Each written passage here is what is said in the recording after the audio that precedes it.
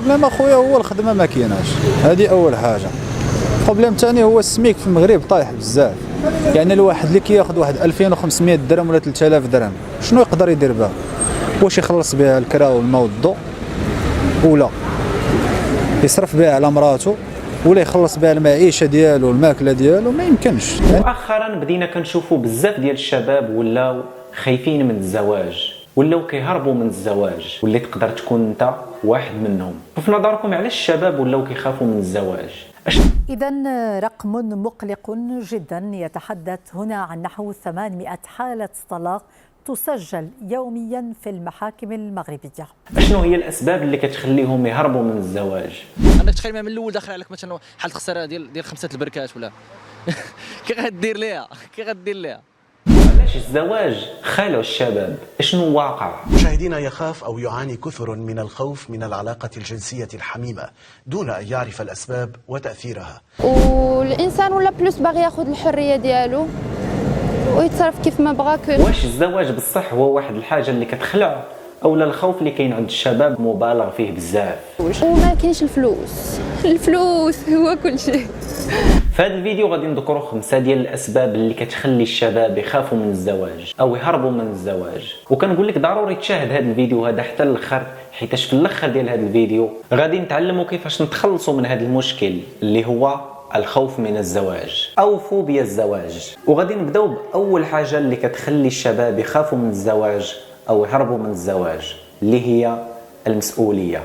غير المعيشه ديالك مع داركم ما تلقى ما تجمع، كي غدير لها صعيبه. وهذا الخوف طبيعي لان الظروف الاقتصاديه والماديه ولات صعيبه بزاف، فالشاب حاليا ولا كيشوف راسو خدام بواحد الصالير اللي ما كافيهش حتى وهو بوحدو، فكيفاش غادي يكفيه ملي غتكون عنده زوجه، ملي غادي تكون عنده اسره؟ الواحد اللي كياخذ واحد 2500 درهم ولا 3000 درهم شنو يقدر يدير بها؟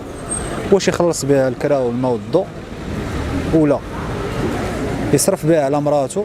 خصوصا وانتم كتعرفوا الخدمه كيفاش دايره في المغرب والصالير كيفاش داير في المغرب. فلهذا هنايا كتلقى الشاب المغربي كيخاف وكيرجع للور وكيقول لك لا خويا ما عندي ما ندير بشي زواج، اللهم نبقى بوحدي. وثاني حاجه اللي كتخلي الشباب يخافوا من الزواج اللي هي التاثر بالاحداث. وهذا الصراحه خوف مشترك بين الطرفين، بين البنات والولاد. كتلقى الشاب او الشابه كيشوف الناس كيتزوجوا وكيطلقوا. إذا رقم مقلق جدا يتحدث هنا عن نحو 800 حالة طلاق تسجل يوميا في المحاكم المغربية. كيشوف مثلا العلاقه بين الاب ديالو والام ديالو كيفاش دايره، كيشوف مثلا شي صاحبه او كتشوف شي صاحبه هاد الزوجات وطلقات. وانتم كتعرفوا بان حالات الطلاق مؤخرا ولات اكثر من حالات الزواج. وهنايا كتلقى الشاب والشابه بناء على هذه الاحداث اللي كيشوف في المحيط ديالو واللي كيسمع كيتراجع وكيقول لك لا خويا اللهم نبقى بوحدي. وثالث سبب اللي كيخلي الشباب يخافوا من الزواج هو الخوف من الوقوع في الشخص الغلط. كتلقى شي بنت مثلا شافت شي صاحبه هاد زوجات وشافت راجلها كيتعدى عليها او ما كيعاملهاش مزيان، او شافت باباها كيفاش كيعامل ماماها. المهم شافت شي حاجه، شافت شي حدث في المحيط ديالها، وهنايا كتاثر بهذه الاحداث هذه وكتقول لك مالي حتى انا يا خويا نمشي نتزوج بشي راجل ويصدق حتى انايا معدي عليا او ما يعاملنيش مزيان او يتخلى عليا. المهم هذه الاحداث اللي كتشوف في المحيط ديالها كتخليها تاثر عليها وكتخلق عندها واحد الفوبيا من الزواج.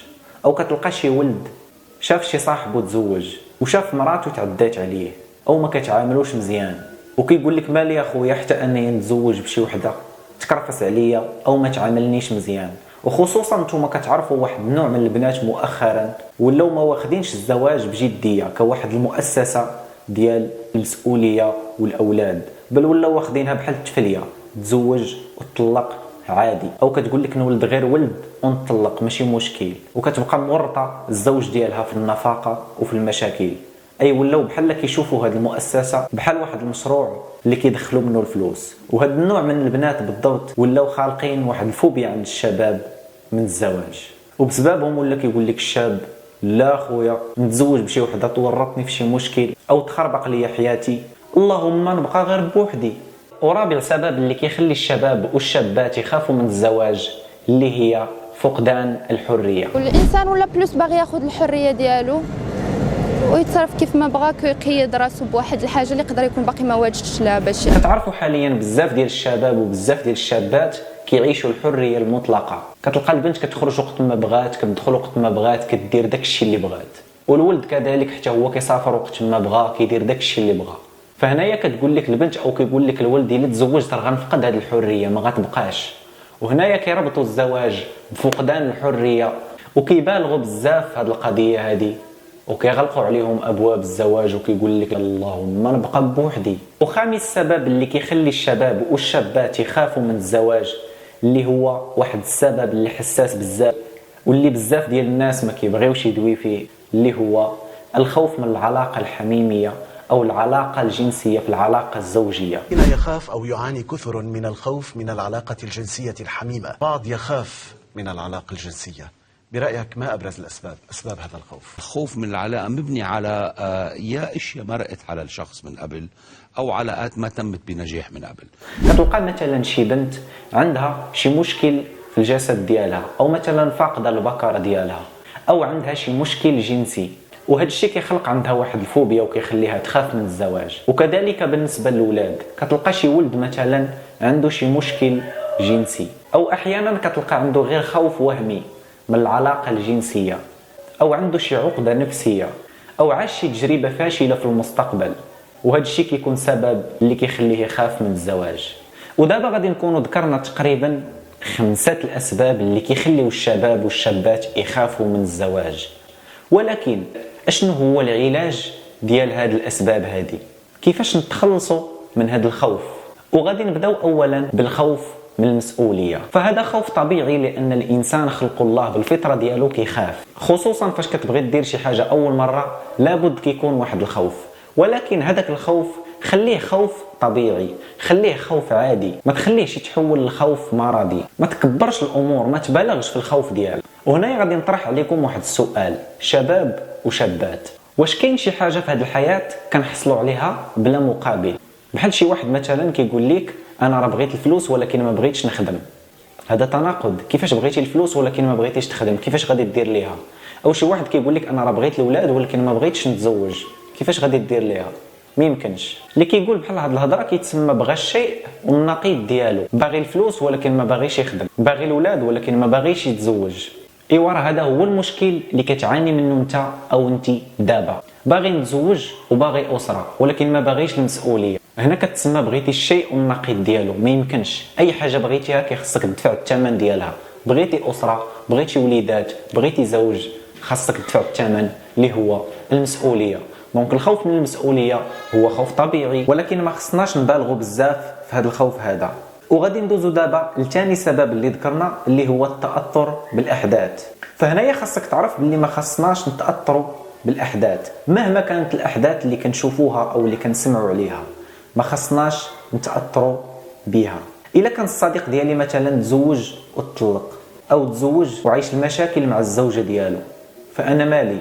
هو تزوج دار واحد الاخطاء، ربما سوء الاختيار او شي خطا دارو اللي خلاه يعيش هذوك المشاكل، فانا مالي؟ علاش انا غادي نتاثر به؟